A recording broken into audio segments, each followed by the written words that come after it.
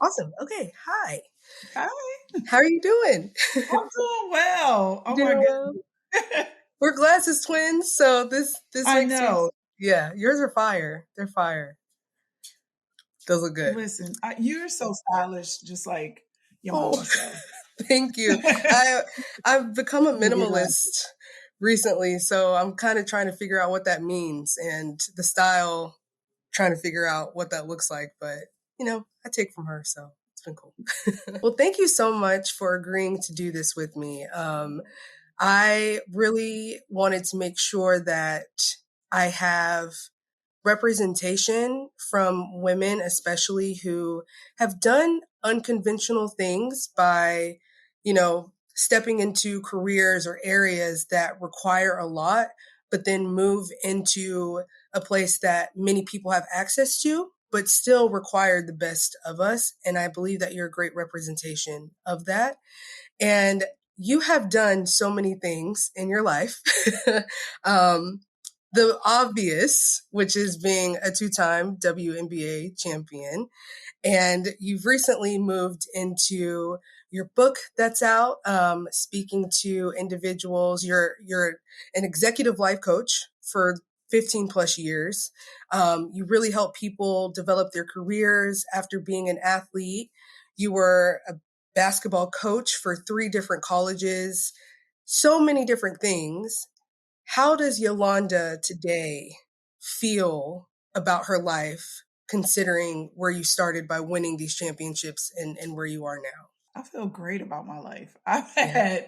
I've had a lot of different types of transitions. Hmm. Some were intentional, some were unintentional, but they've all provided experiences that have helped me to mature, helped Hmm. me to develop in relationships, to build a master a skill set, and also that has created kind of like this foundation where I can walk into any room and know that that I can add value to the space. So I Mm. feel great about my life and my experiences.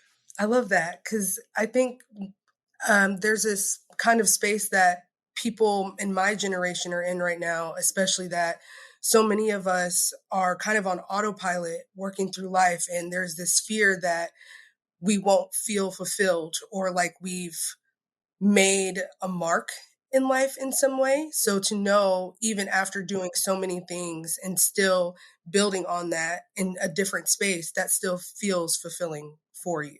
If I understood that correctly. Yeah. Yeah. And I understand that desire to have that fulfillment. Obviously, when you're an athlete, as far as especially for as long as I was an athlete and to get to the highest point, like playing in the WNBA. But when you're like an elite level athlete, like I played a top, 25 pro college program, won high Wow. school state championships, like I've competed on, the national stage with AAU and all those things.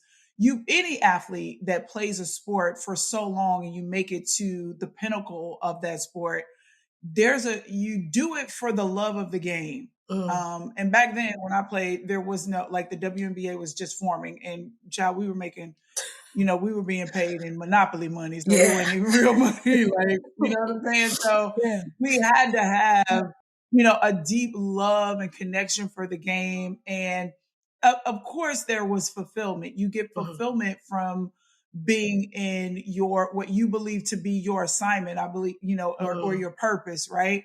And so once the struggle with a lot of athletes is when we leave our sport, we're trying to recreate that same passion and fulfillment in Right. other areas, and we don't know how to do that. We don't always have the Mm. tools. And so to your point, with the generation that you guys, this generation of young adults, it seems like this sense of urgency for you all to have accomplished so much Yeah. by a certain age. And I'm like, slow down, like just slow down. And while we have technology, we have all these things, all these Mhm. different opportunities that are available, I think it's so overwhelming for you all because there are so many opportunities. You haven't had the chance to really get to Right. know what you like or who you are, or And I believe wholeheartedly you should try all the jobs. Like you should I do love that. all the things until you figure out, okay, and while you're trying all the jobs, you figure out, okay, I like this about this job. I don't like this so much. So next time when I Absolutely. transition to my next role, I'm going to look to do more of this and less of that. And you can only learn that by doing and having those experiences. I don't think there's anything wrong with that. Yeah. If it's better to know, you find yourself in a space or in a role. And I mean, for me, it doesn't take long to know if this is going to be a good fit or not. And if you have Absolutely. the awareness to determine, okay, or to identify, this is not going to be a good fit for me. And if it's not a good fit for me, it's definitely not going to be a good fit for you. So that's Yes. not, and I don't call that job hopping. I just call it's just exploration. I mean, having been a coach, I always wanted players on my team who wanted to be there, right? Who felt like they had something to contribute and also felt like our teams could help them to position them or develop them, and our Absolutely. team and staff develop them into the person they needed to be to have the life that they wanted to have. And if I wasn't equipped, if my staff wasn't equipped to do that, let me help you find another team. You don't need to Exactly. stay there for 3 years and then in your fourth year, oh, this isn't a good fit. Well, you almost done now, so Might as well stay. I don't, yeah, like, so I don't think that, I don't see an issue with, somebody in your age bracket doing a lot of different things until you find that one thing, because we're always searching for that one thing. Right. And having done basketball, having been a coach, having played, having worked in different corporate spaces, and now in the role that I'm in now and the work that I'm doing now, I've taken parts of all of those things and helped me to develop a skill set that I can go anywhere in the world and, like I said, add value and be great at it. Absolutely. I love that you said you believe in finding your space, finding the place that you want to be in, and not being afraid to say, if it's 2 months in one position and I'm like, this is not working for me, I have to go. There shouldn't be any fear behind that, because mental health is also something in our generation that has come up a lot. And I think we have more access to it than, I don't want to say your generation in like a disrespectful way, but Yeah, you can say my generation. Yeah, it wasn't a thing. Okay. Our mental health was get over it. Yeah, Like that was literally. our mental health. Yeah. So This it is was get life. over it. But yeah, absolutely. Now, when I say that, I don't mean you get in a space and you don't want to do the work, so you Mm, leave, or you don't want anybody telling you what to do, or you feel like you've been here for 90 days and now you need to be the director. No, that's not what I'm saying. But absolutely. if you have, you've gone to school or you've developed a skill and the culture you're not a good fit for the culture isn't a good fit for you. If it's causing, if it is causing you some mental anguish, if it Mm, is a toxic environment, then, that's like being in a bad relationship. Why are we going to wait for it to get worse? Like, let's just cut exactly. our losses right now. Exactly. But there are times when, I do think that your generation need to, like, you do need to kind of settle in and give yourself time to grow. Mm, I believe that, y'all want to move a little bit faster than you're probably ready for. I mean, I've worked in corporate spaces where we've had, you know, kids who graduated from college and they're 22, 25 maybe. They've gotten mm, an MBA, but they've never had a job. But because they have an MBA, they come into a management role where now they are leading teams of people who are their parents' age, and they have no point of reference. They have right. no tools in their in their wheelhouse. Hmm. So they are ill equipped outside of what they learned in a textbook. And so it is in those moments where, yes, you need to stay, because you can't get out of the frying pan just because it's too hot. You got to figure out the right temperature. I'm not Right. talking about those situations where you need to be on the job to learn. But if it's a situation where, look, I've had a job, like I'm talking about me personally, Mm, I've had a role. I knew 2 weeks in, this is not a good fit. I went mm, to my manager. I hate the term manager, but our team leader, I went to him. I was like, look, I'm not a good fit for this. This ain't gonna work out for the both. This is not gonna be fun for yeah. either of us. And, his comeback was, well, just stay in it 6 months and see how you, sir, it's not going to be different in 6 months. I could tell you that. Let's just cut our losses both ways. But again, I'm a lot older. I've had a lot more experiences. And now I'm at a level in my career where I have mastered a skill set. And so I know my lane versus somebody, who's younger, you're just still trying to figure it out. But I still say, don't be afraid. If something doesn't work out in a year, 2 years, don't be afraid to switch. And you may not even have to switch companies. You may just need to switch roles. It may not even be the company. It may just be the job. Absolutely. Or the manager.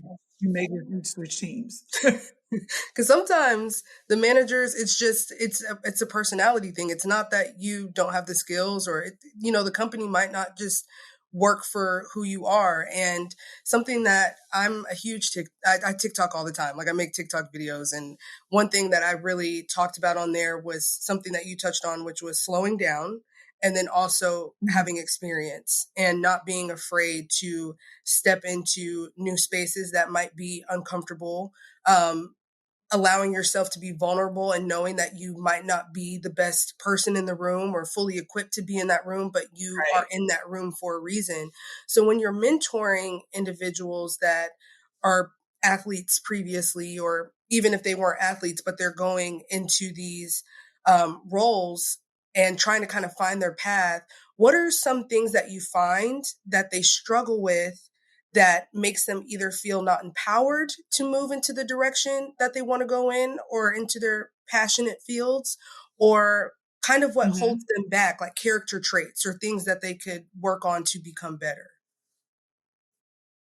I think, well, here's one of the biggest things is just managing the responsibility of it all, because you don't have someone, especially athletes, our whole lives and schedules are dictated for us. We know what time we have practice, we know what time we have games, what time we have to be on the bus. Our class schedules are mapped out for us. If we have treatments that we have to go to, or doctor's visits, we don't even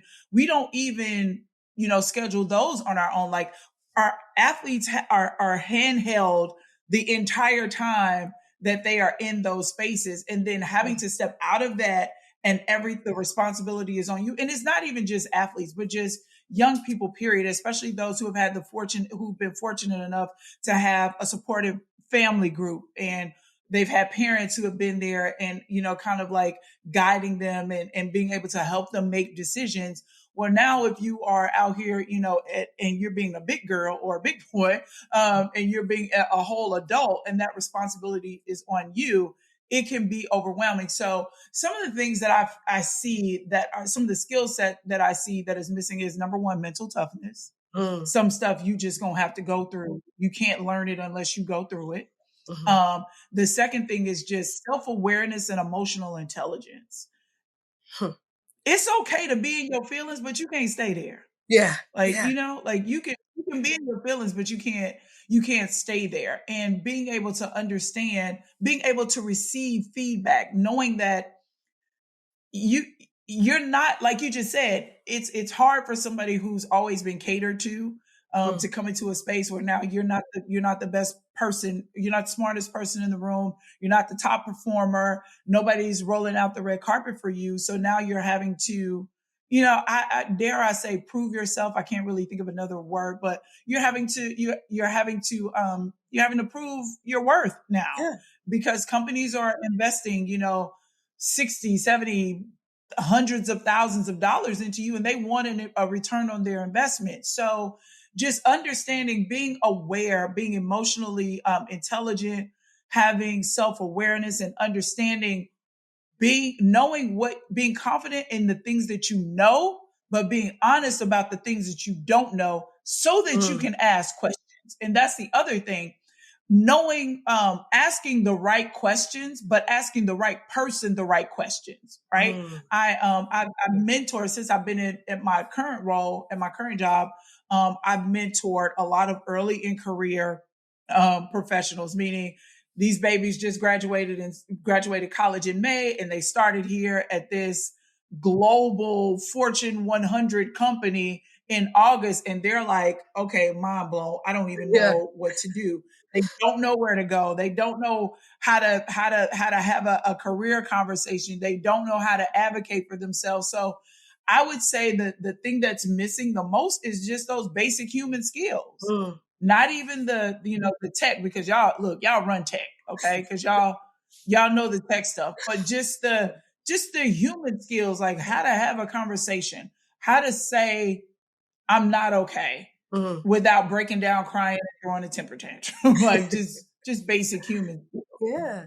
It's interesting that you say, when I was working at Salesforce, I had an associate talent scout role, and my role was to basically look for diversity and inclusion candidates that were new grads and going into internships. And I got in trouble a couple times because I would screen them and they wouldn't Mhm. maybe speak the best, or they didn't have any experience. Like a lot of them was a tech company, so they did these projects and were so smart, but they didn't have that thing that I felt like they could step into even an internship and be prepared for. But then we would have some Mhm. candidates who worked their entire time in college while might not having those like projects and those skills that were needed. They could talk me down. And I was like, look, I'm going to put you through. And there were a few times where, leadership was like, they don't really fit. And I'm like, just give them a chance to speak, and Right. these things can be taught and they can learn. But one thing that you spoke about was mental toughness, knowing who to ask, how to ask questions, and also not being a victim of your emotions for too long. Being Yeah. in the WNBA, getting to that point, was that something you had to learn, or do you feel like you were already equipped with that mental stamina and toughness before? I think yeah, I think I came here with it just Mm, because of how I grew up. I grew up in Mississippi. I was mm, the youngest of six. mm. Um I started playing basketball with my brothers, just following them to the court. I grew up, working on a farm. So Wow. like I knew what hard work was, and I didn't grow up in privilege. So Mm, we didn't have a whole lot. So I was accustomed to making something out of nothing, or figuring out how I can get things done with whatever little I had. And mm, so, and then just the way that I was taught the game, I had a really good coach who honed in on the fundamentals. He didn't allow us to sulk in our mistakes and in our failures. He taught us early. I think I learned at 9, like about failing mm. forward, right? Like Wow. you have to like failure is necessary. Yeah. You cannot learn if everything goes well all the time. You're not growing. You're not learning. You're not getting better. Mm, And I think that's another thing that I see with a lot of younger professionals. And when I say younger, I'm talking about under 30 okay, and okay. some over 30. Um, Not knowing how to fail, not understanding Mm, that failure is okay. And not internalizing it. The project failed, you didn't. It doesn't mean that mm, you're a failure. So sports just kind of, I just developed that mental toughness, that muscle over time, because we didn't have time to worry about a misplay or a mm, lost game. We had to get prepared for the next one. And so that having that next play mentality, you process what you went through, you mm, extract the lesson, and then you carry the lesson forward into the next situation. mm. That I love that you said failing forward, because it's never going backwards. It's never I think I thought to myself the other day of all the times that I've had to walk away from a situation, or I was forced out of an experience or a place. I In the moment it felt like life was crashing down. I was like, I am the worst person in the world. But where I am now, I do not regret or do not feel like, man, if I just had one more chance to go back to that thing years prior, I could be in a better place. It's now just failing forward. And I think that's really important, for everybody to hear, because when you go from college or from, someone who does come from privilege, and you step into these environments with so many different personalities, so many different emotions that you're having to navigate, the work really is secondary. It's who you are as a person. I feel like that Yeah. is super important. And I kind of wanted to touch on your coaching experience, because you did coach Mhm. so many different women, so many different personalities. And what did you learn about yourself coaching that you have either taken into life now, or that kind of shocked you? Like, wow, I didn't even know at this point in my life I needed to learn this about myself. Well, that's a great question. One of the reasons I left coaching was because I did not understand why I was unable to connect with certain players. Mm, And again, it was mostly these new ones coming out of high school, freshmen, who did not have the fortitude, the mental fortitude, like, so I came from an era where we played basketball. We didn't have to have an incentive to play. You didn't have to promise us anything to go out there and play hard. We were intrinsically motivated. mm, Like the game, being able to play the game, was reward in and of itself. mm, And so I noticed that the players who did not have that same commitment to the game, who needed a whole lot of convincing and coddling, I struggled to coach them. I struggled mm, because it took a lot of, they needed a whole lot of me, and I could not understand why. mm. Why do you need me to tell you you did a good job every single time you do something? Like, why do you need that Yeah. affirmation from me? Like, give it to yourself. Like, Mm, if you know you did well, tell yourself you did a good job. Not saying that I never did it, but just like every single time. And I wasn't used to players who would quit in the middle of a play, just quit what? because somebody said something that they didn't like, or you yelled at me in the timeout. Girl, it's like 10 seconds left in the game and we down. What you talking about? Wow. Like that kind of stuff. Like I couldn't, I was like, it's gotta be me. Yeah. It's gotta be me. And so I stepped away from coaching to actually do some work on me as a leader because I didn't like who I had become in order to be in that space. And I was like, yeah, Mm, we're not doing this. mm, If I have to be like that, I can't do it. And so you asked me, what did I learn about myself? I learned that at that time, I did not have as much self-awareness as I thought I did. I thought I ah, knew me pretty well until that experience, my last coaching experience. Like I don't know me at all. And mm, so I stepped away and started working with the NBA through a coaching program, a coaching development program for yeah, retired WNBA and NBA players.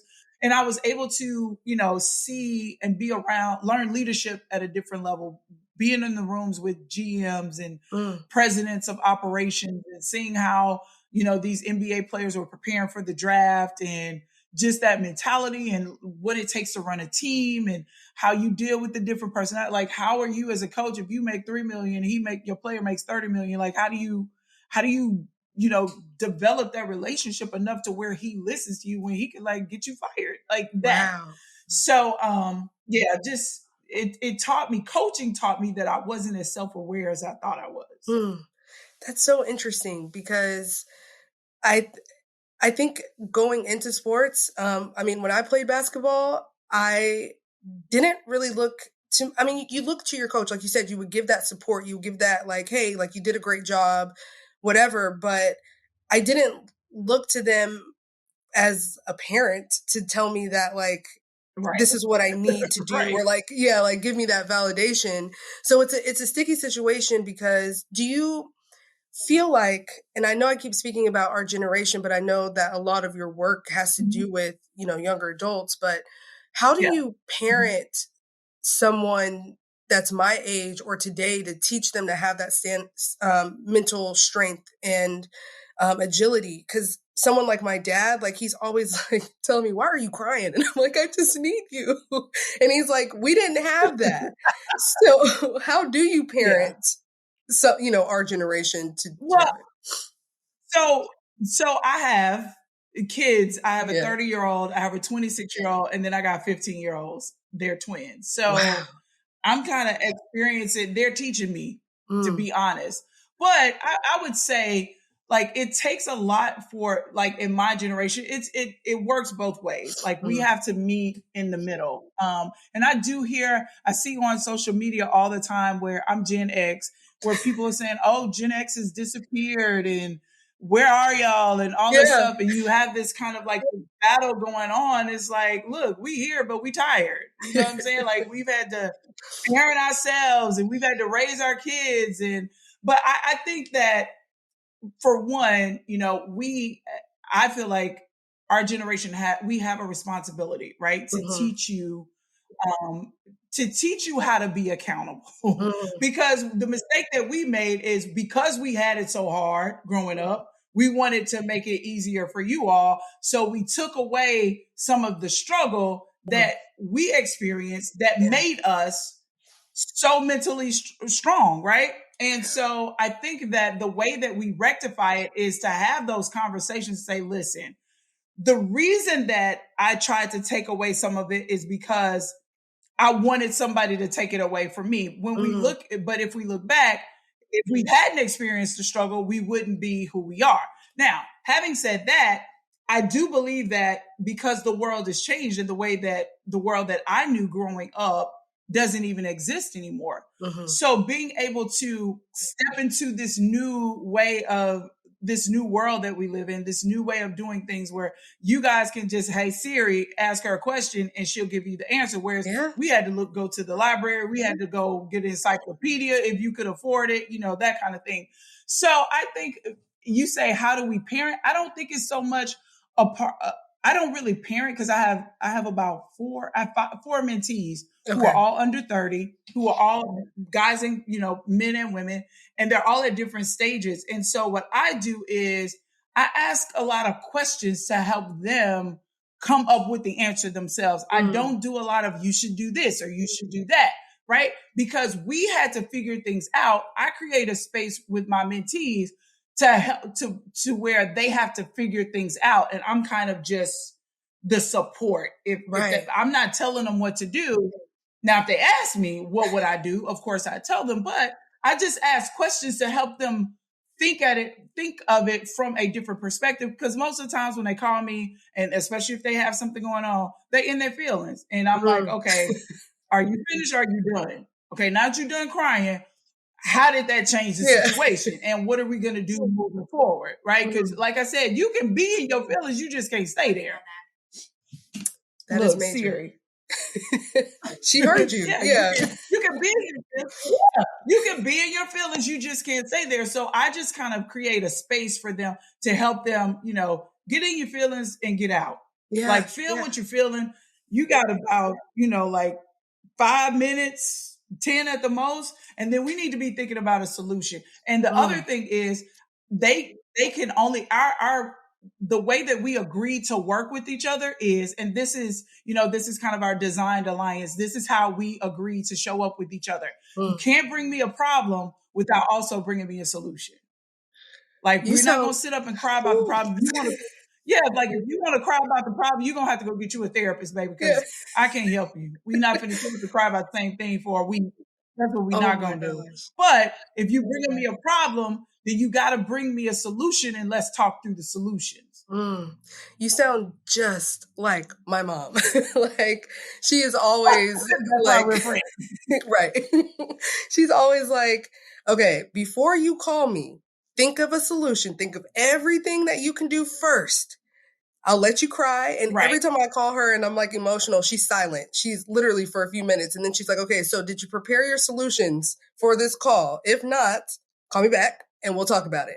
So I fully agree. Yeah. And No, I was saying, because she's teaching you to be able to figure things out, because she's not gonna always be there to hold your hand. There's gonna come a time when my kids are gonna call me and I'm not gonna be able to answer the phone. And if it's a crisis situation, you've got to be able to figure it out. So it may seem harsh, Mhm. it may seem like, oh my gosh, she doesn't care. Actually, she does care, and she cares a lot because she's creating a space for you to be able to figure it out on your own, so that when those moments come up, your first inclination won't be to call mom. Your first inclination would be a feeling you can stand in a space of empowerment, because you know what?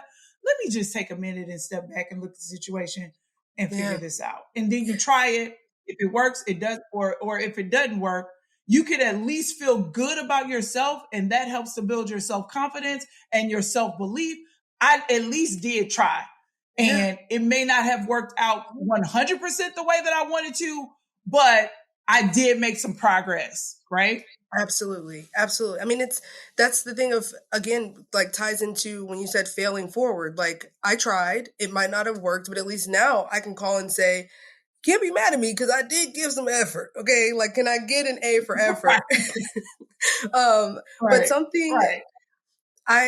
I've found that I struggle with in my adult life is being a creative person, but also knowing that I have to pay my bills and struggling with jobs. And I think we're in this place where the structure is changing from kind of the older generations, like the boomers and you know, like that far back, to now trying to accommodate the readily available support and help that my generation has. Like you said, we can just talk to Siri and boom, there's an answer.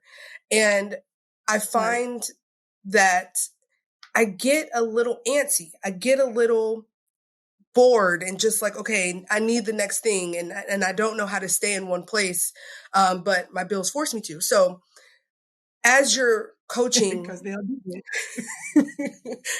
look, I have to have a roof on my head. I got to have food, you know. But um, Absolutely.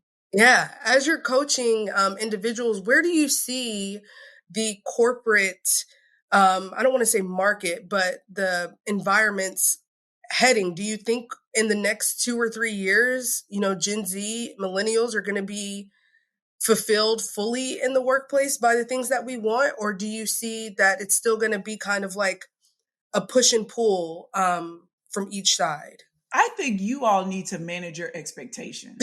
I think y'all are expecting your job to give you all of this, and it's not.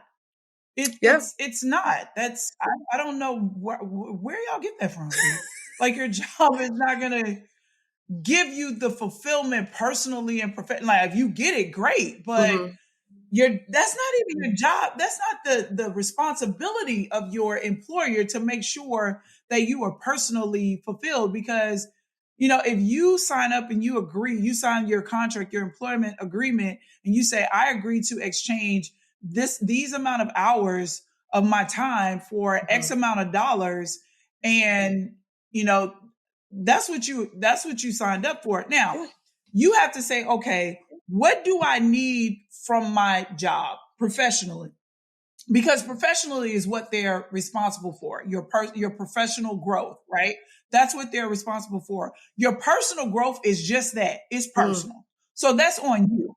Your self-development, your self-growth, your self-esteem is self in front of that. So yourself Yeah. is responsible for your self-esteem, and myself is responsible for my self-esteem. Like you guys can't put that. That's not your employer's responsibility. Now, Mm. they do have things in place where you can develop yourself professionally, which will require you to grow personally and create, developing relationships and Mm. understanding how to have these career conversations, how to lead a meeting and things like that that are pertinent to you being successful at your job that will then carry over into your personal life. But now, find it, and I understand that because I am a creative person, Yeah. but you have to figure out how to get some of that creativity in the work that you do. And if you can't do it at work, then you do things like you have your own podcast, you create your website, Yeah. you find your own creative outlets outside of work. But your expectations should not be that your employer provides that to you, unless you're a graphic designer, or unless you work in fashion, or Yeah. that's the space that you work in, then you have that creative outlet. But if you work in, like, I don't know, you're in customer service at a gas company. How creative can you be? I mean, but that's not what they offered you. They didn't say, okay, you can sign up to work here in customer service and we're going to give you this, this freedom to be creative. That ain't what they said. They said, we're going to pay you X amount of dollars for you to come, for X amount of hours for you to come and answer this phone for this, from this time to this time, Monday through Friday. That's what we signed up for. That's all you should expect. And we're going to give you the tools to grow professionally so you can be the best at answering the phone these amount of hours on Monday through Friday. That's what we signed up for, right? So I think that's really big, and I'm so glad you said that. You guys have to manage your expectation. Your employer is not responsible for you having a great life. Like that's not their responsibility. Their responsibility is providing you a safe work environment that provides you opportunities to grow professionally so that you can do your job to the best of your ability and, climb the career ladder, build relationships, whatever else. But making sure that you're fulfilled creatively, that's not their job. That's your job. That's very valid. And I mean, you kind of slapped me a little bit with that one because I mean, as like a reality check. But it's the truth.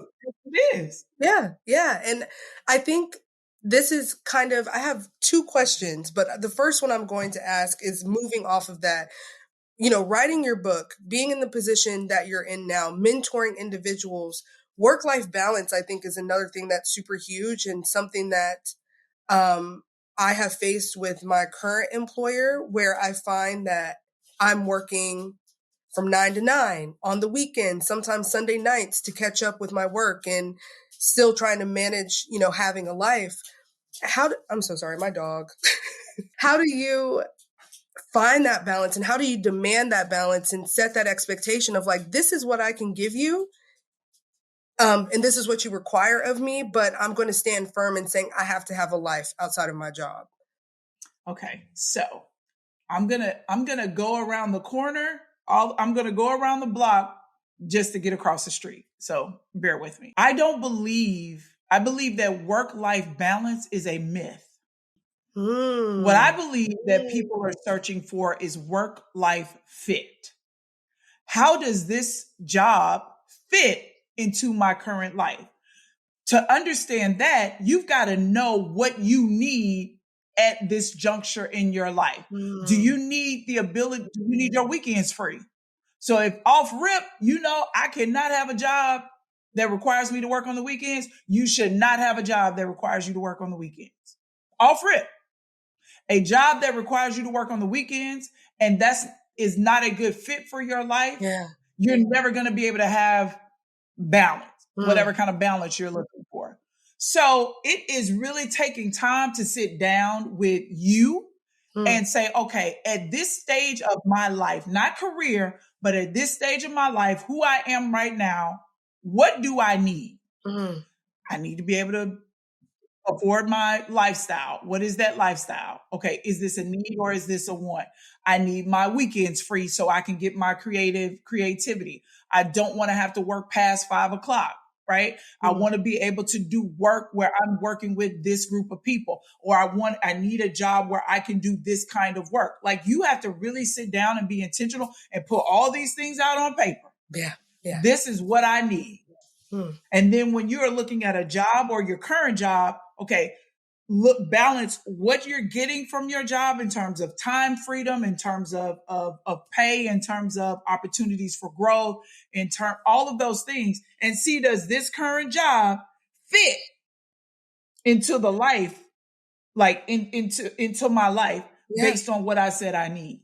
And if it does not fit, then either you're going to have to make some changes in what you need in your life, or you're going to have to find you a job that fits. The problem is a lot of times, and I did this, like when I went and I've seen people, I have friends who they started out coaching college, and coaching at the college level is extremely demanding. Coaching at the high school level, coaching any sport is extremely demanding.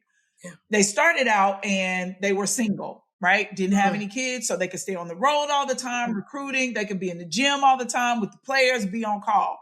Well, she got married. Then shortly after she had a baby. Yeah. So now that job coaching college it no longer fits in her life. Mm. And trying to force it to fit means that she would have to make sacrifices that she may not be ready to make. In order for me to still be able to do and be on the road and recruit, that means that I won't be able to be there with my kid. Yeah. I'm going to miss time with my husband, things like that. So you have to sit down. Again, you have to be very intentional. Get out of your feelings. Like it may be a company. Oh my gosh, I really want to work for this company. I really, really do. Because if I work for this company, it's going to look really good on my resume, but you're miserable. Miserable. And you don't have no life.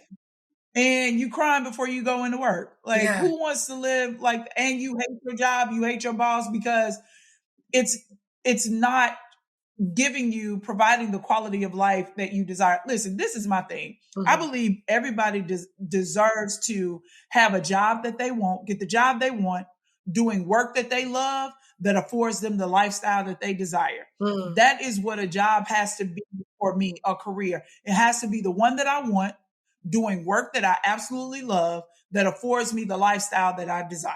Mm. Those are the things that I need. And so you have to figure out what career do you want, or what job do you want? What kind of work do you want to do? And does this job afford me the lifestyle that I desire to have? Absolutely. I mean, and it doesn't matter what age you are or what stage of your career you're in, you should be looking for those things, in my opinion. Mm. Now, I could be wrong, but I think it's more of work-life fit than work-life balance. I don't disagree with you at all. I think you actually came back around the corner very well. Like that's perfect because I'm definitely in that space of I want to tell on myself, but we're always looking, but I'll snap. I mean, everybody should be. You should always be looking, because here's the thing. Your job, my job, anybody, they could send you an email in the morning and be like, look, thank you, but your services are no longer needed. Yep. Right? And then what are you going to do? So I say you should always be prepared, because preparation prevents panic. You should always be documenting, any new skill that you've learned. Your resume is a living document. You should always keep track of any projects that you worked on. What was your contribution to the project? What was the outcome of the project? Like any meetings that you led, any kind of different innovations that you created at work, anything. Like you should always be updating your resume. And I would say once a quarter. If not, obviously, if you're doing something like once a month and you have a new accomplishment or something like that, then you make sure that you document it. But once a quarter, that thing should be updated at minimum once a quarter. Now, I would recommend, every 30 days you should be taking a look at it, especially if you're doing things at work. If you are, like, I work in change management, so we're always doing training. We're always, developing programs and things like that. So, honey, I'm updating mine, like, just documenting things every week. So I would say every month you should take time to reflect at the end of the month. Okay, what projects did I work on this month? What did I receive any high fives or any acknowledgments? Did I lead a meeting? How did the meeting go? Like, did I take a new class? Did I learn a new skill? And being able to document those things. But yeah, you should, and to say, oh, you're always looking, it means that you're being disloyal to your current employer. No, it's not. It's you're being prepared. Like you're just being prepared. Now, looking doesn't mean that you're out here applying.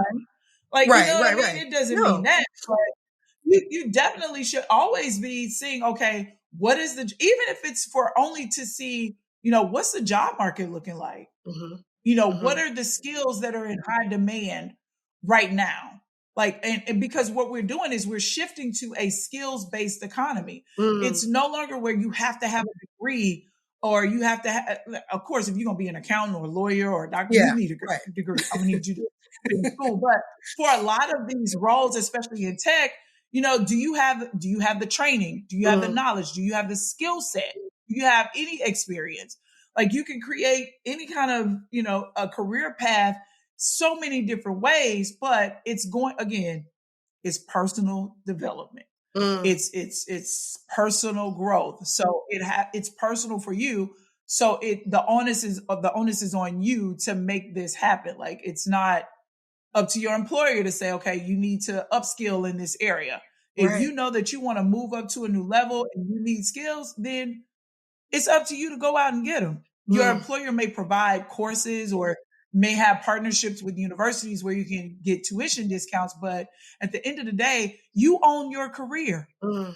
Mm. You own your career. You're responsible for it. And you got to decide what you want your career to be. Like, that's on you.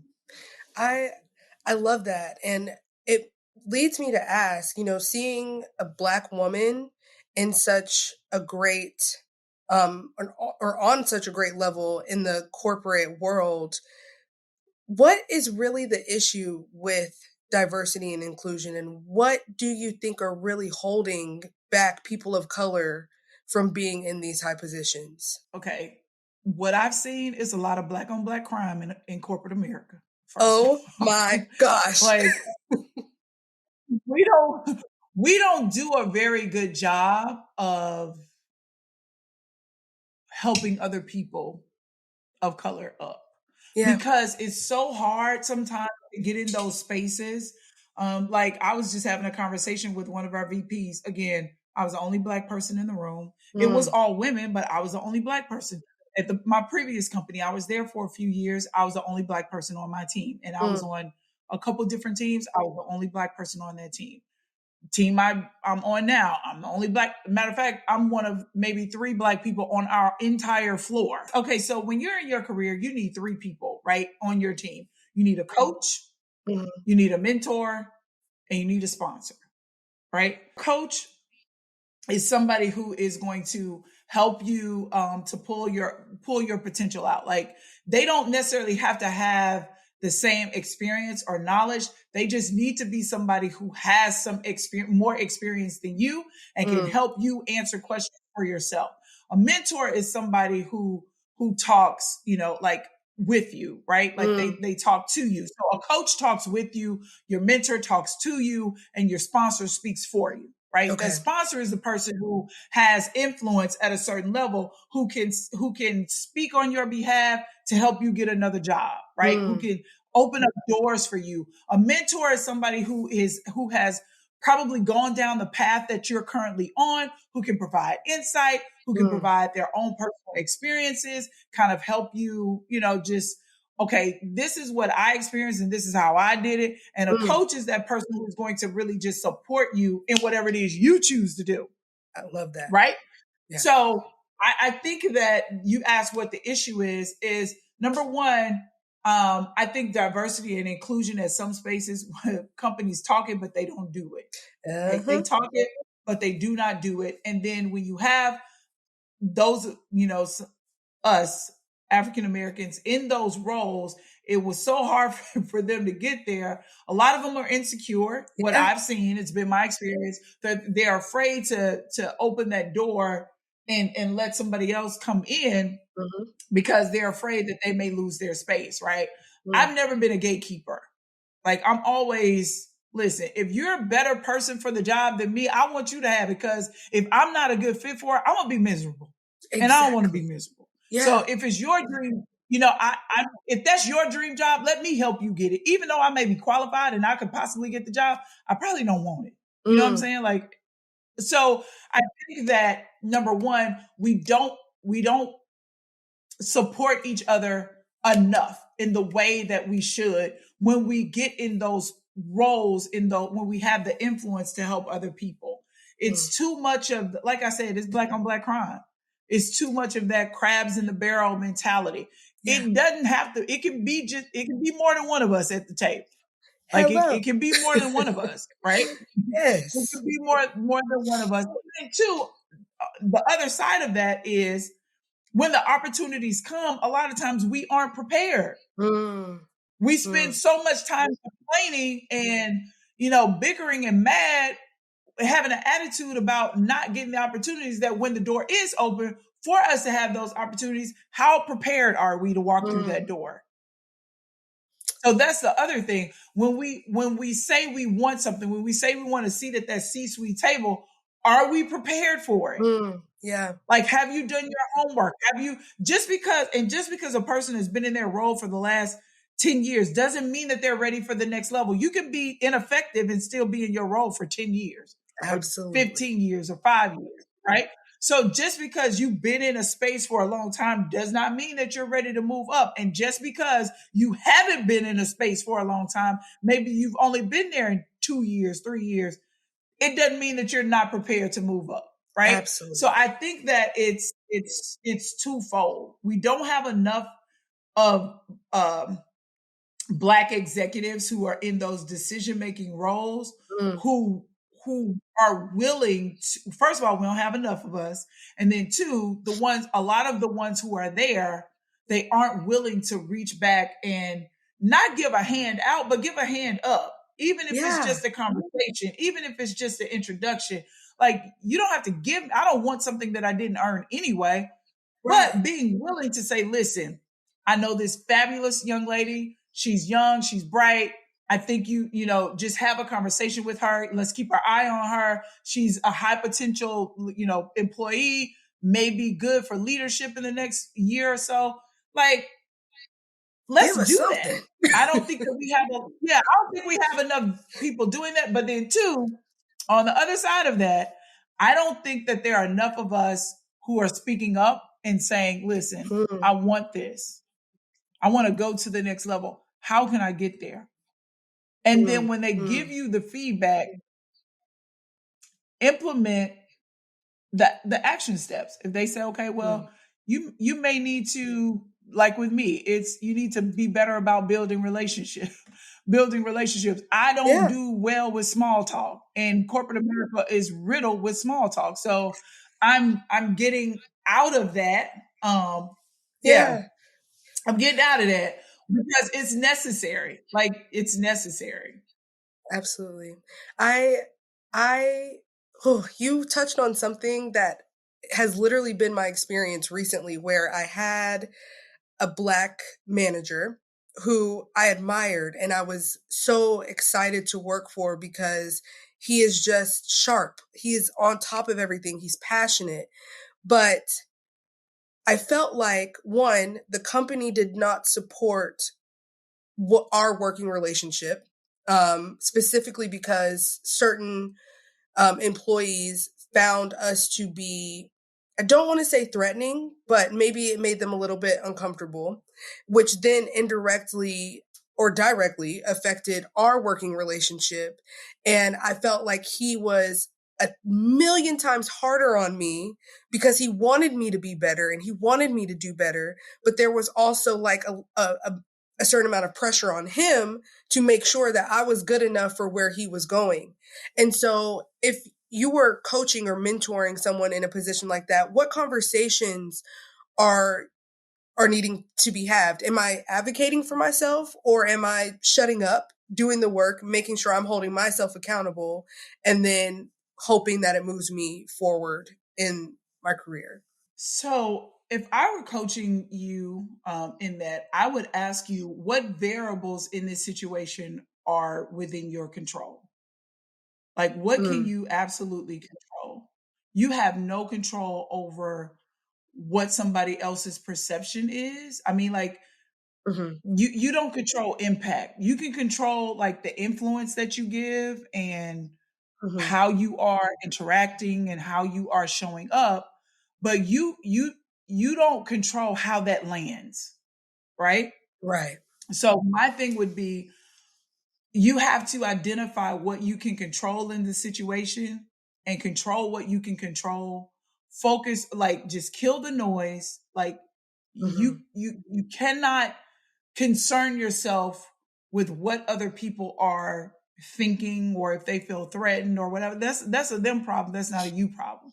I also would Right. have a conversation depending on the nature of the relationship that you have with your manager and just bring it to his attention, because it may not be something that he's aware of, right? It may be Mm. a subconscious reaction, right? I don't want them to know or think anything, so let me be harder on her. So again, depending on the relationship that you have, I would say, listen, I don't know if this has been intentional, but it seems like since we had this conversation about, their perception of us, it seems like you've gotten a lot, the dynamics of our relationship, our working relationship has changed. It seems like you're Right. a lot harder on me. Now, I don't want to misconstrue it. I don't want to take it personally. So is this that you are tightening the reins, so to speak, because you want me to be better or do better? And if so, can you tell me exactly in what areas I should focus on developing in? Or do you feel pressure to be harder on me so that they don't feel like, is there pressure on you to be harder on me? And if so, then we need to talk about that, because this ain't working. Like, just have an honest conversation. Again, depending on the nature of the relationship, that's that advocating for yourself. Identify what you can control, have a conversation and say, okay, this is what I'm experiencing. Help me to, process this, because I don't want to misconstrue it and take it personally, right? Because I want to go, I want to level up, or I want to advance in my career. I want the same for you. And so if I'm aligned to you, I want to know, number one, what I can do to make sure that I am showing up in the way that I need to, and also that I am delivering on my responsibilities. And also, how can I support you? And then support them by you being great at what you do, not supporting their little feelings and none of that. I'm not talking about that, but just like, in my role, how can I support you? Like, that's what I'm talking about. Let me be clear about that. Okay. Does that make sense? No, that's perfect. Like, I feel like a major fear that a lot of Black women may have, and you're such a strong person and you've done so many amazing things, is, and this is actually something that I've seen being talked about on TikTok recently, is the attitude that Black women are, maybe we have a bad attitude if we advocate for ourselves, or if we're strong, or if we do go and question certain things that are happening. So do we feel, and how do we stay empowered in doing that? Is there a specific way that we advocate for ourselves that doesn't come off as an attitude? Or, like you said, sometimes we can't worry about the noise and just say, look, this is who I am. My work is excellent. I know that I'm doing a great job, but if you can't adjust to my attitude, that's not my problem. How do you approach that? Right. Well, there is a way to say things, right? Like, I don't believe in this whole sandwich method. Like, oh, give them the nice stuff first and then hit them over the head. Like, I don't believe in that. Yeah. Right? Like, you say something nice and then you give the back. Like, I don't believe in all that. I'm very much a person now. I'm still working on this, because I'm very much a direct person. Like, I will just say what it is, and this is what you have to understand too. People who are insecure and who are unsure of themselves are always going to be intimidated or feel intimidated by someone who is confident and who is sure of themselves. Like, when I speak definitively. There is nothing that I say that I can't stand behind, whether right or wrong. And if I'm wrong, I don't have a problem with saying that and then apologizing and let's move forward. Now, I'm not shaking my head and moving my neck and doing all of that, right? Like, I'm not doing all of that. But, you can't, I don't worry about that whole angry Black woman stigma. Like, I just don't buy into it, because that's not me. And if you want to categorize me as such because I am speaking up for myself very intelligently, which I have every right to, then there is something that you need to look within yourself at. That's not a me problem. That's a you problem. And I think you talk about me being very strong, and being brave. Obviously, I learned that from sports, but I'm not afraid of losing a job, no matter how much I may need it. Like, I'm not afraid of that, because I believe in God. I'm a Christian. I believe in Jesus Christ. I know my source. Like, this job is just a resource. And if I lose this one, I'm great enough that I can get another one. Like, even in this job market, like, my mindset is, I understand what's going on. Like, I see it, but I'm still not afraid, especially when I know that I am in the right. I've handled things above board. I've been a person of integrity. Handled things integrally, right? Mm. I don't know if that's a word, but we're gonna use it. I've been integral with my dealings, and I've done, I follow protocol. You're just mad because I'm confident enough to stand here flat-footed, 10 toes down, and say what it is and not flinch. Absolutely. I'm not raising my voice. I'm not yelling. I'm not twirling my neck. I'm not mad. I don't have an attitude. I'm just stating facts. I'm just stating what it is. And if you have issue with that, that's not it's not my job Mm. to, like soften that for you. Like that's just, your feelings are not my job. Now, Mm. again, tone matters. Like how you say things, it does matter. I don't revere people. Mm. Like I don't put people on a pedestal because they're a VP or this or that. Ooh. Like I just don't. I respect the work that people have put in to get to where they are, but I don't fear people. Like Mm. I won't walk into a room full of, I wouldn't walk into the room with the president of my current company and feel like, oh my God, it's Yeah. him. I'd walk in, shake his hand and say, "Hey, I'm Yolanda, nice to meet you," and sit Mm. down and, okay, what we doing? Right? Yeah. And I think that when people stop putting other people on a pedestal based on their title, again, I have mad respect for anybody who has put in the time, like 10, 15, 20 years to Mm-hmm. develop their career and their skill set and master it and to be where they are. I have mad respect for that, but I'm not going to fear nobody. I'm not going to Mm. revere anybody. Like Oh, respect is honorable, like I'm not saying to dishonor people, but I'm not shaking in my boots because you're a VP and you right. walked in the room. Because Like I quite don't frankly, do that. I might be the VP too. So let's all. I'm very, you are capable of Mhm. stepping into that role as well. Absolutely. Yeah. So I think when we detach from, if you can come to that resolve, Mm-hmm. that I'm okay if God says, if I get to eat again, if they come to me and say, Yolanda, your services are no longer needed, would I be disappointed? Yes. Would I Mm-hmm. be upset? And absolutely. But I'm not gonna, life isn't over. Mm. You know what I'm saying? Like, and when people feel like again, it's like in a relationship.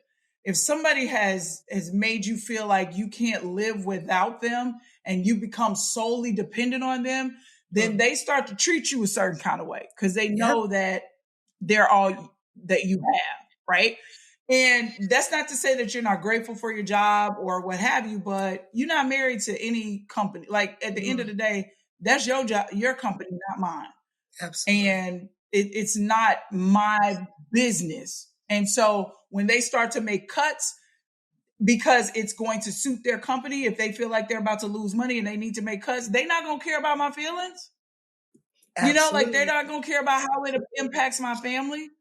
They don't Mm-hmm. care about those things. So I think just coming to that resolve or getting to that point where, I'm here for however long I'm here. Yes, I would love to stay here and retire from there. But if that doesn't happen, Mm.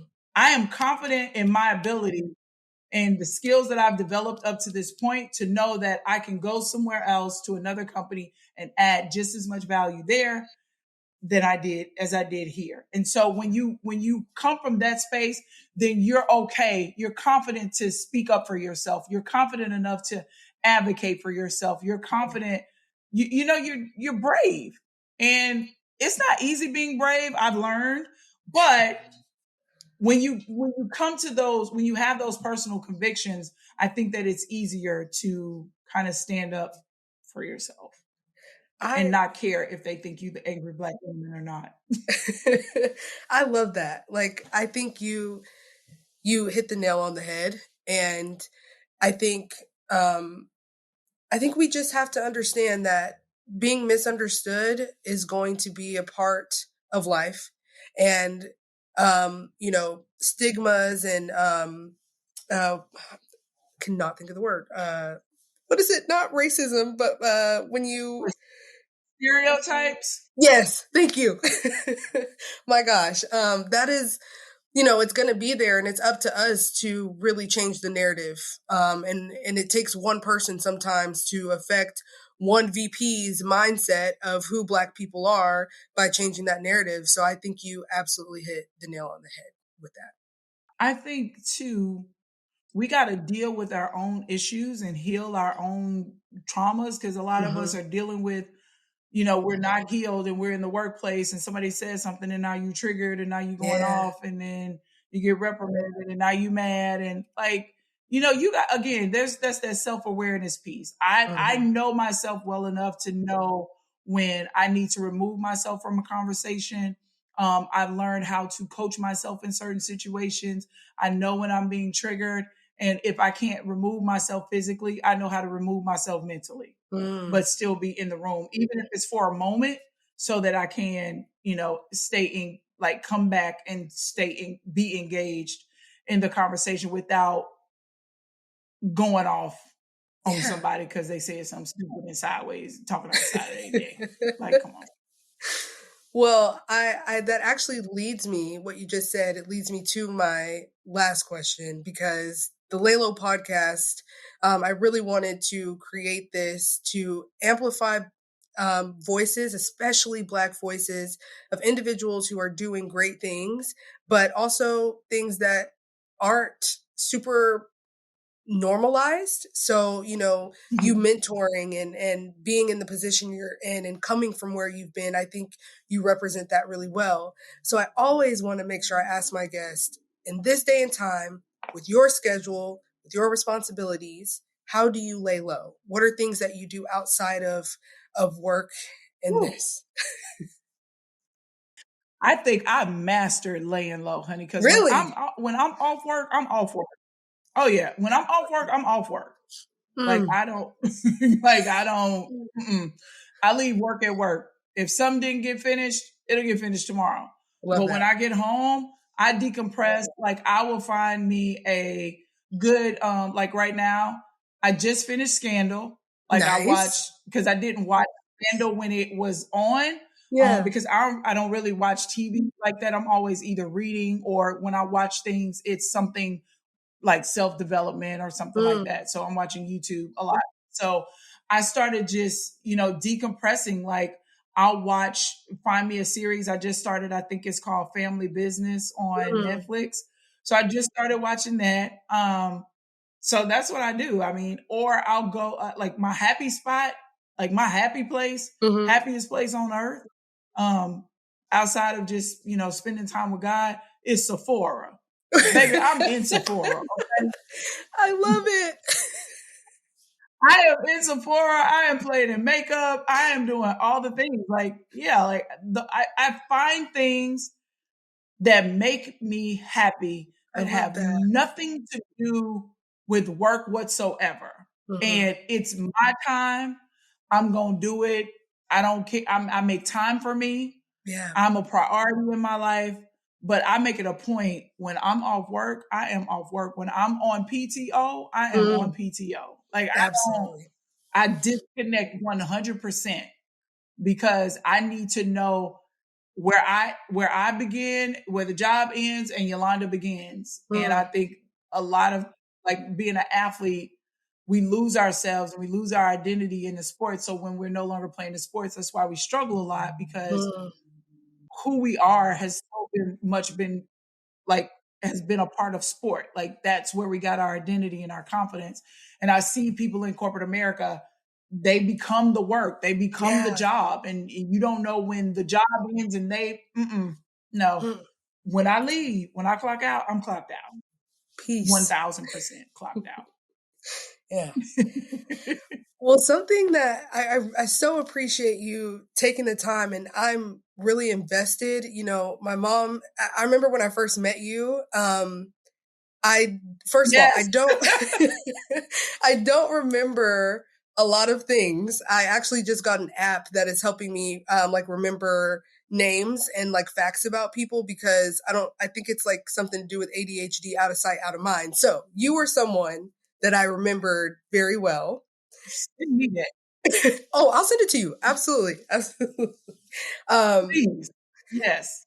but I just remember I was like, wow, she's so tall and so beautiful. And I just was captivated. Oh, And in the future, something that I would love to be able to do is come and see you speak or be a part of, if you do mentorship or like a workshop or anything, and then kind of have more time to dive deeper in person and kind of ask more questions based off of what I see with my eyes and what I feel in your presence doing that. I would love to have that opportunity. listen, girl, I have known you for a long time when you were a Yes, ma'am. little bitty girl.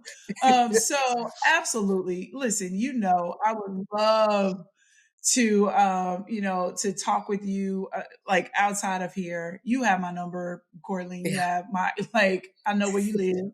I know your mama. So just, I would love to share space with you anytime.